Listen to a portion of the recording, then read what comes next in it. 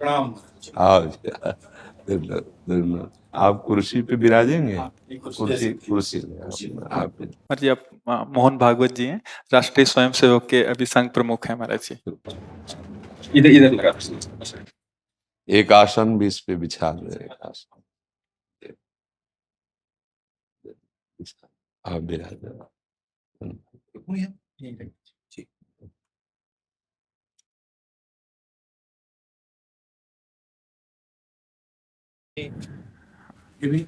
हाँ, पहना राधा राधा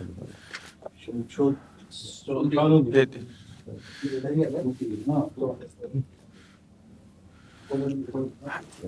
दे। आप विराजिए। माला माला बस ऐसे रहने दीजिए, बैठ हम से अपनी शिव जी को प्रणाम करें। और किसी को कुर्सी की आवश्यकता हो तो मंगा लें, अगर जमीन में बैठना है। बैठ जाए। मेरा ही केवल घुटने का जरा है जी महाराज जी, बस दर्शन करने थे। आपकी बात वीडियो पर सुनी तो लगा एक बार देख लेना चाहिए। चाह मिटी चिंता गई मिनुआ बेपरवाह, ऐसे लोग कम देखने को मिलते। देखो, अपने लोगों का जन्म जो भगवान ने दिया है ना, ये सिर्फ सेवा के लिए दिया है। व्यवहारिकी सेवा और आध्यात्मिक सेवा, ये दोनों सेवाएं अति अनिवार्य हैं। केवल व्यवहारिकी सेवा ही होती रहे, हम अपने भारतवासियों को अगर हम परम सुखी करना चाहते हैं तो केवल वस्तु और व्यवस्था से नहीं कर सकते, उनका बौद्धिक स्तर सुधरना चाहिए। आज हमारे समाज का बौद्धिक स्तर गिरता चला जा रहा है, बहुत चिंता का विषय है। हम सुविधाएं दे देंगे, हम विविध प्रकार की भोग सामग्रियां दे देंगे, लेकिन उनके हृदय की जो मलिनता है, जो हिंसात्मक वृत्ति है, जो अपवित्र बुद्धि है, ये जब तक ठीक नहीं होगी तब तक हमारा देश धार्मिक देश है, हमारे यहाँ धर्म की प्रधानता है। तो इसी बात को बार बार हम सबसे निवेदन करते हैं कि ये जो हमारी नई पीढ़ी है, इसी से हमारे राष्ट्र की रक्षा करने वाले प्रकट होते हैं। जो विद्यार्थी जन है, उन्हीं में कोई एमएलए बनता है, उन्हीं में कोई सांसद बनता है, उन्हीं में कोई मुख्यमंत्री बनता है, उन्हीं में कोई राष्ट्रपति या प्रधानमंत्री उन्हीं में अपने लोग भी सब थे। अब हमारी शिक्षा केवल आधुनिकता का स्वरूप लेती जाए और व्यभिचार प्रवृत्ति, व्यसन प्रवृत्ति, हिंसा प्रवृत्ति, ये नई पीढ़ी में देखकर बहुत असंतोष हृदय में होता है। इसीलिए कितनी भी शरीर में पीड़ा हो, हम प्रयास करते हैं जितने से जितने सामने हमारे भगवत स्वरूप जन आते हैं, पहले बुद्धि शुद्ध होनी चाहिए। मय्येव मन आदत्स्व मयि बुद्धिम निवेश है, तो निवशिष्यति मय्येव अत ऊर्ध्वम न संशया, तू मेरे में ही निवास करेगा, अर्थात भगवदानंद में। अविनाशी जीव कभी भोग विलास में तृप्त हो ही नहीं सकता। हम अगर अपने राष्ट्र की विशेष सेवा, तो हमारे धर्म का परिचय, जैसे आप जन करते हैं, धर्म का हमारा क्या स्वरूप है, हमारे जीवन का लक्ष्य क्या है। हमें जितना राम जी प्रिय हैं, कृष्ण जी प्रिय हैं, उतने ही भारत देश हमारे लिए प्रिय है। जैसे राम भक्त, कृष्ण भक्त, वैसे हमारे भारत देश का हर जन जन हमारा आदरणीय और पूजनीय। पर अब जो मानसिकताएं बन रही हैं, वो हमारे धर्म और हमारे देश के लिए लाभदायक नहीं होंगी। व्यसन का इतना बढ़ता स्वरूप, व्यभिचार का इतना बढ़ता स्वरूप, हिंसा का इतना बढ़ता स्वरूप, ये बहुत ही विपत्तिजनक है।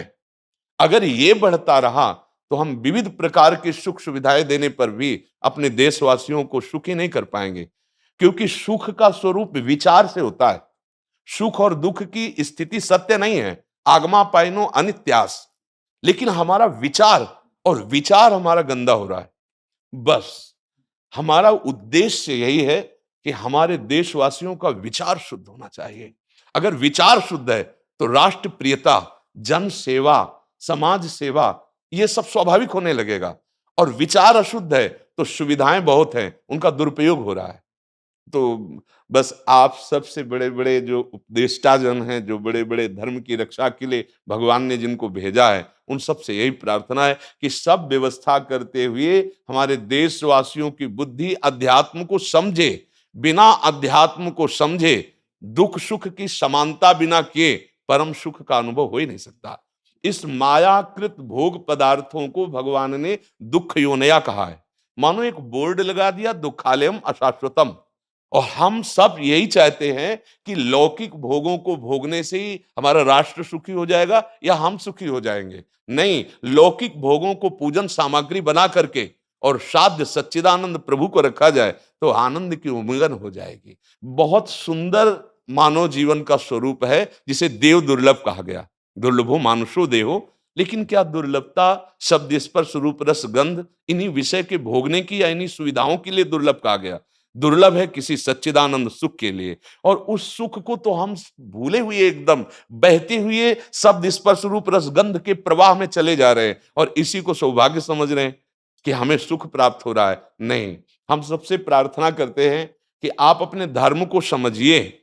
आप अपने स्वा को जहां जहां स्थापित करते चले जा रहे हैं, आप उसे गंदा करते चले जा रहे हैं। मदिरा में, हिंसा में, द्यूत कीड़ा में, व्यभिचार में, इसे दोष नहीं समझा जा रहा आज।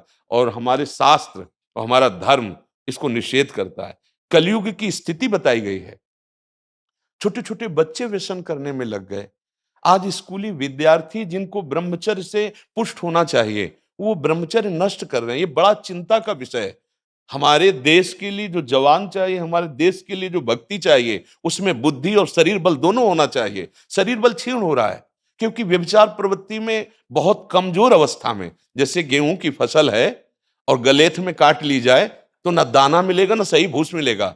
ऐसे ही 20 वर्ष की अवस्था तक यदि ब्रह्मचर्य नष्ट कर दिया जाए तो वो गृहस्थ के योग्य में नहीं रह सकता। राष्ट्र सेवा की क्या बात है। हमारे राष्ट्र सेवा के लिए बहुत विशाल हृदय की आवश्यकता है। हमारे शरीर को बहुत स्वस्थ रखने की आवश्यकता है, तभी हम समाज सेवा, राष्ट्र सेवा। तो शरीर और बुद्धि दोनों का स्वस्थ होना बहुत आवश्यक है। तो शरीर को तो नष्ट किया जा रहा है विषय भोगों में। लोग समझने लगे हैं कि मांस खाने से हमारा स्वास्थ्य अच्छा रहेगा, हम बलवान बनेंगे। अध्यात्म बल नहीं तो तेरे शरीर की चर्बी बढ़ा ले, लेकिन तू न काम पर विजय प्राप्त कर सकता, न क्रोध पर, न लोभ पर, न मोह पर, न हिंसा पर। फिर क्या जीवन। तो इसीलिए हमारा बार बार हृदय में सबसे प्रार्थना है, जिस संत भगवान भी आते हैं, ये देखो इस समय आवश्यकता विचार शुद्ध करने की है, आहार शुद्ध करने की है, आचरण शुद्ध करने की है। हमारे देश ने चरित्र की पूजा की है। रावण किसी बात में कम नहीं था। आज भी कोई शिव अगर अभिषेक होता है तो तांडव स्तोत्र उसी का गाया जाता है। जटाटवी गलत ज्वल प्रवाह पावित स्थले। ऐसा विद्वान और ऐसा बलवान जो 20 बार जैसे झूला आराध्य देव को झुलाया जाए, ऐसे महादेव सहित पार्वती को बाजुओं पे झुलाया, वो महाबली चरित्रहीन हो गया तो अपने देशवासियों ने राक्षस कह दिया उसको। चरित्र, आज हम चरित्र पर ध्यान ही नहीं दे रहे। चरित्र बेचना मतलब कोई समझ में नहीं आ रहा। छोटे छोटे बच्चे चरित्रहीन हो रहे हैं। हमारा राष्ट्र संकट में पड़ जाएगा अगर हमारे बच्चे व्यवस्थित नहीं हुए, उनकी बुद्धि शुद्ध नहीं हुई, उनका स्वास्थ्य ठीक नहीं रहा। कौन आगे चल कर के है? यही पीढ़ी तो है ना। इन्हीं में से तो निकलते हैं हमारे राष्ट्र भक्त, भगवत भक्त, देश सेवी। तो सबसे यही प्रार्थना है कि हमारे नई पीढ़ी को सुधारा जाए, उनकी मानसिकता, उनका बौद्धिक स्तर सुधरे, क्योंकि भगवान ने हमें सेवा के लिए भेजा है सबको। चाहे जितना एकांत गुफा में भजन करे, उसकी भजन की सिद्धि समाज सुधार में लगेगी। अगर समाज सुधार में नहीं हुई तो खास बात नहीं हुई। अपना उद्धार कर लेना कोई खास बात नहीं है। खास बात है अपने जीवन को सत्य और तप में तपा करके समाज को प्रदान कर देना। हाँ, विविध प्रकार से हमारे समाज को सुख पहुंचे, इसी में भगवान विराजमान है। बहुनाम जन्म नाम अंते ज्ञानवान माम प्रपद्यते वासुदेवा स्वरमित सम आत्मा दुर्लभा। भगवान कहते हैं बहुत जन्मों की आराधना के बाद ऐसा विवेक जागृत होता है, ऐसा ज्ञान प्राप्त होता है कि सबके हृदय मंदिर पर भगवान वासुदेव विराजमान है। और यही अगर लक्ष्य बन गया तो संसार की सेवा करते हुए वो भगवान को प्राप्त हो जाएगा। ये संसार है नहीं, ये वासना वासुदेवस्य वासितम भुवनत्रयम् सर्वभूत निवासोस्मि वासुदेव नमोस्तुते। वो वासुदेव ही अपनी वासना, इच्छा, एको हम बहुत श्यामा विस्तार कर लिया है। यही जनाना है कि तुम साधारण देह नहीं हो प्यारे, तुम अविनाशी के बच्चा हो, जो चाहो कर सकते हो। पर तुम्हारी चाह गलत दिशा को चली गई। व्यसन छोड़ो, बेविचार छोड़ो, तो हमारी राष्ट्र सेवा में लगो, समाज सेवा में। बूढ़े बूढ़े माता पिता को जवान बच्चे निकाल दे रहे हैं। क्या ज्ञान है? जिस समय हम किसी ज्ञान के योग्य नहीं थे कि अपनी रक्षा नहीं कर, उन्होंने हमारा मल धोया। आज हमें अवस्था उनकी सेवा की। हमारा समाज किस तरह से गिरता जा रहा है। जब बूढ़े जन मिलते हैं ना कि हमें घर से निकाल दिया, हमारे बेटे सेवा नहीं करते, तो लगता है हमारे शास्त्र तक पहुंचना तो बड़ी कठिन बात है। ये मनुष्य की मनुष्यता को भी छोड़ते चले जा रहे हैं, नहीं चले जा रहे। अब जैसे और लोग बहुत से वचन ऐसे, हम आपको ये दे देंगे, हम आपको ये दे देंगे, उसे होगा क्या? जो आप देना चाहते हो बहुतों के पास है। इनकी बुद्धि सुधारो, इनको धर्म का ज्ञान करवाओ, इनको राष्ट्र प्रियता सिखाओ कि राष्ट्र के लिए कैसे प्राण समर्पित किए जाते हैं। हाँ, अगर ये नहीं हुआ तो सुख सुविधाओं में फिर भोगवृत्ति बढ़ती चली जाएगी और लाभ नहीं मिल पाएगा। परसों नोएडा में मुझे भाषण करना था भारत के विकास पर, स्व के आधार पर भारत का मतलब, बिल्कुल यही बात मैंने रखी। आप लोगों से सुनते वही बोलते और वही करते, राष्ट्रीय और व्यक्तिगत चरित्र का।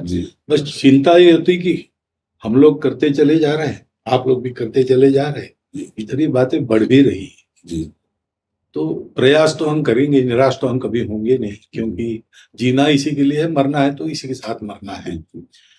परंतु क्या होगा ऐसी चिंता मन में आती है, इनके भी मन में आती है, उनके भी, सबके मन में रहेगी। इसका उत्तर सीधा ये है कि क्या हम श्री कृष्ण पर भरोसा नहीं करते? क्या बात है। बस हमें जो एकदम सही, हमें जो खास बात पकड़नी है, क्या हम सच्चिदानंद त्रिकालज्ञ सर्वज्ञ जगत गुरु भगवान श्री कृष्ण के भरोसे में भी कमी है क्या?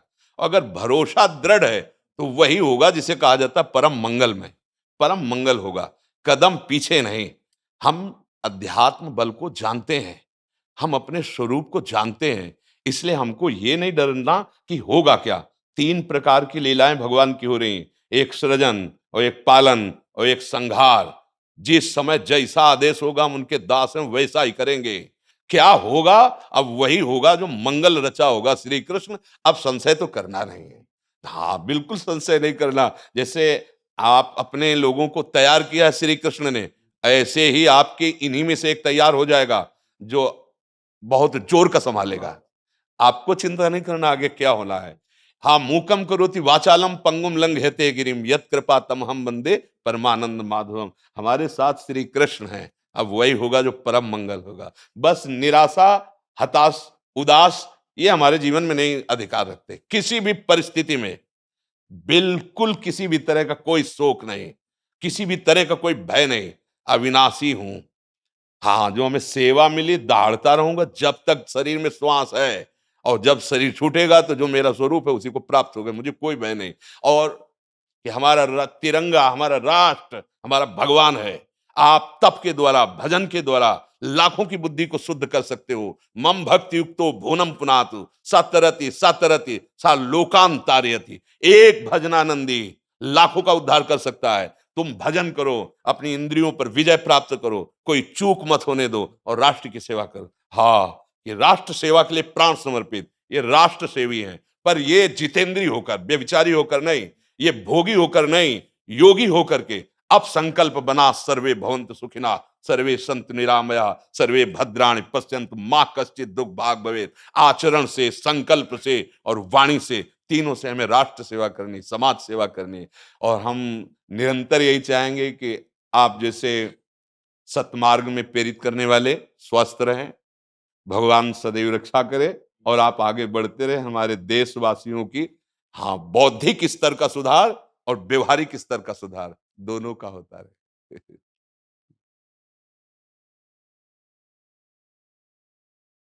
आगे बढ़ो महाराज।